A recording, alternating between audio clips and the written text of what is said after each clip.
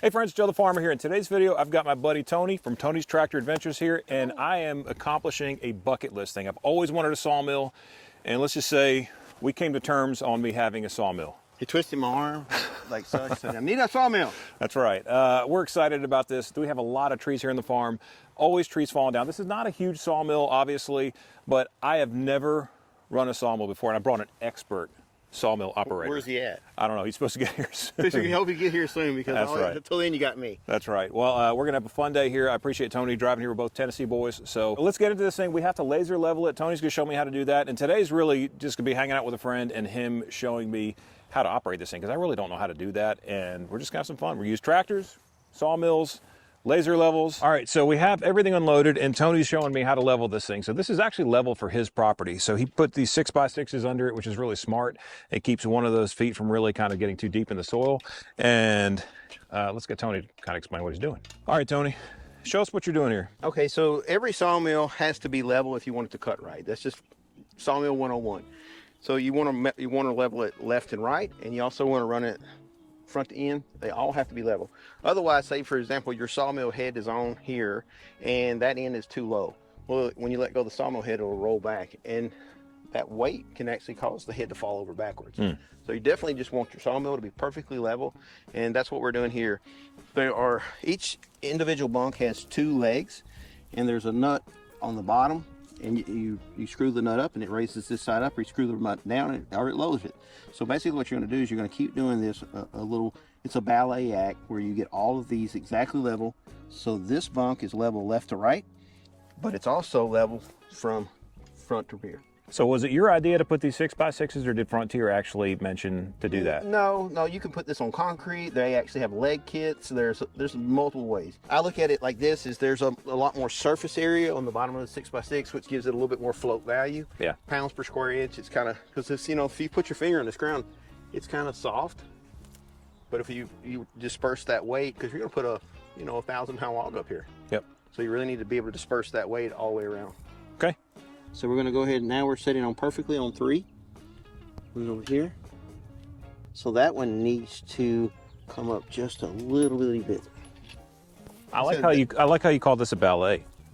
Well, it really kind of is. Oh, that's on 4. Yeah, that one's on 4. That's why I'm saying you got to move one to the other, and you just keep doing this.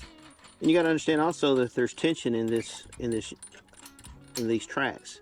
So you raise this one up, and it may make the other ones raise up. Well, you may have to come back and push down. So would you come back and recalibrate it after doing a few logs? Absolutely. Okay. Because the reason being is the weight's going to push it down. Yeah. Even when we put this head on there, the head's going to be 150 pounds or so. Yeah. So you're definitely going to change it. This look really level here, and it for a sawmill it is very level. But it wasn't as level as it looked like it was to me. I'm just kind of hoping I can go in your online store and buy your little laser level thing. Yeah, absolutely. So what we've done is we went through and we've leveled the entire thing, left to right, front to rear. When he says we, he means Tony did. Well, I didn't do anything. I'm trying to get it. Look, he is tightening it down. So once you get it done, you're gonna go through and tighten the lock nuts down on top, and that's gonna keep it from moving. The reality is, because we're out here doing this on grass and this is a temporary location, he will have to come back probably after 2 or 3 logs and re-level it again. If he were to put this on concrete, it'd be almost a one-time deal. So we want this thing facing this way, as it is, and the Frontier logo like that. Yes. Okay. All right, let's try it. Hey, this is down. I believe in you. How come you didn't say you believe in me? I'm against lying. Oh. I can't hear you. The engine's too loud. Blade guides.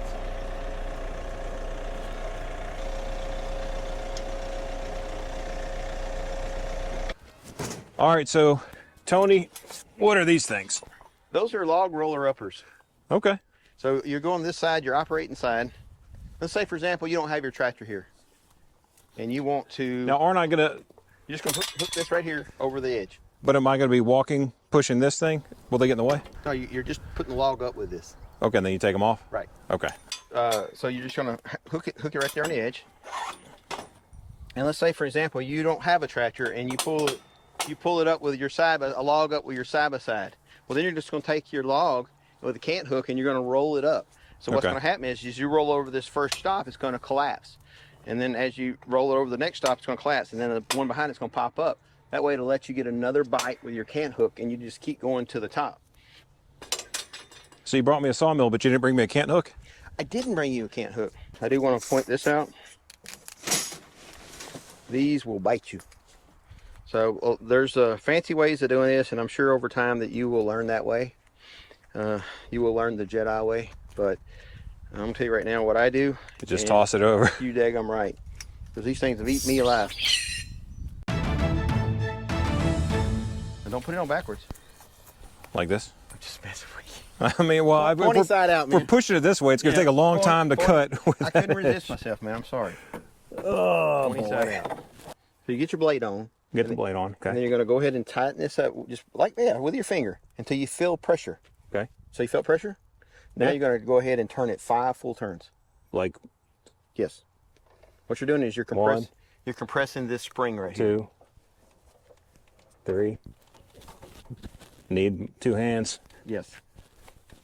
5. What I do is I come in right here, and you want to make sure that this is not pushed. Sometimes if you're not paying attention, it'll be way off in front, and it can literally jump off at you. We look really good here. You did a good job. So you're just going to come through and pull a little bit at a time, making sure that it doesn't jump off and grab you. So just don't put a whole lot of finger in there. And what we're doing is just making sure that it's tracking. Yeah. So this is your blade guard. Go ahead and slide that through there. And then put that nut on. And So this is what's holding the blade on. no, this keeps it from jumping off and biting you. Oh. So what's actually biting into the log? Ah, So okay. You want your other blade, so pull your blade guide in. So let's say the log is this wide.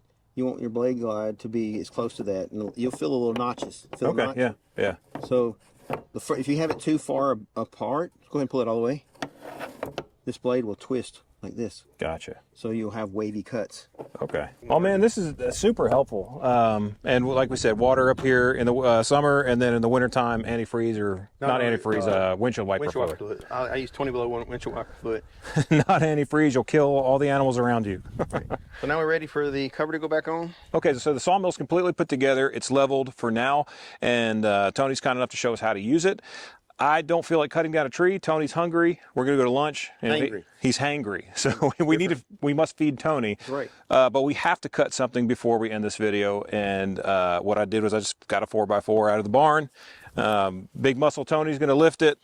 Look at that. And then just give her a pull.